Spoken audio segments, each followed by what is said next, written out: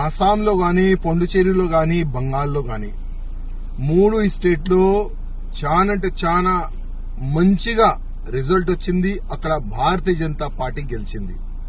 కానీ అక్కడ కార్యకర్తలు మంచి సంబరాలు చేసుకుంటున్నారు, వాళ్ళకి అధికారం ఉన్నది.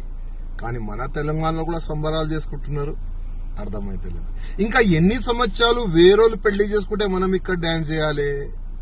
అర్థమైందా? అంటే ఇంకా ఎన్ని సంవత్సరాలు? బంగాల్ అట్లాంటి స్టేట్ లో భారతీయ జనతా పార్టీ గవర్నమెంట్ వచ్చిందంటే అది చాలా పెద్ద మాట. ఎందుకంటే అక్కడ మమతా బెనర్జీ ఒక గుండా రాజ్యం, ఒక రాక్షసి రాజ్యం అంటారు దాన్ని. అక్కడ భారతీయ జనతా పార్టీ కార్యకర్తల్ని చంపినారు, హిందూ సంఘాలు కార్యకర్తల్ని చంపినారు. కానీ వాళ్ళు భయపడలే.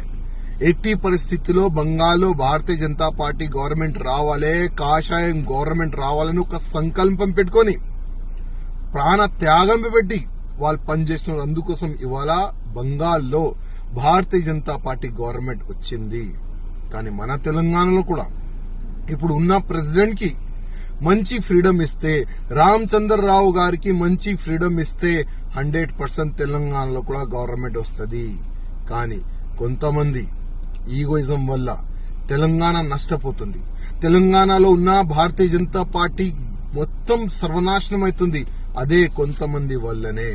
నేను ఇప్పుడు కూడా రిక్వెస్ట్ చేస్తున్నా, మీ ఈగోయిజం ని పక్క పెట్టండి.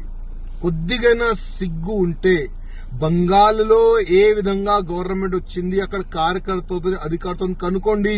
వాళ్ళు కూడా అక్కడ కూడా ఉండే కొంతమంది, అక్కడ కూడా ఉండే కొంత కాంపిటీషన్.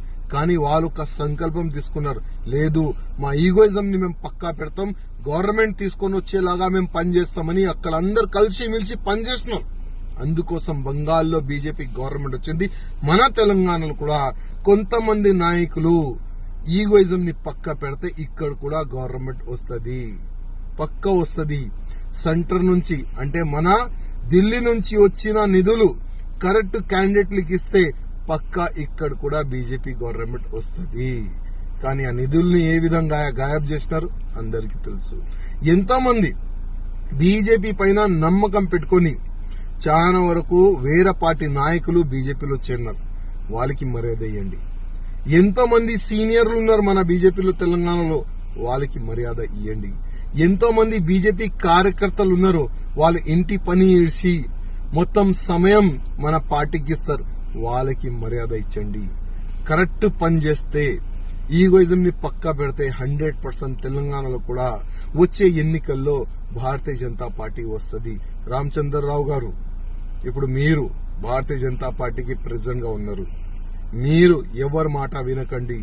ఇవాళ మీరు మీ చేతిలో ఉన్నది ఇవాళ మొత్తం పార్టీ, తెలంగాణ బీజేపీ పార్టీ అంటే మీ చేతిలో ఉంది.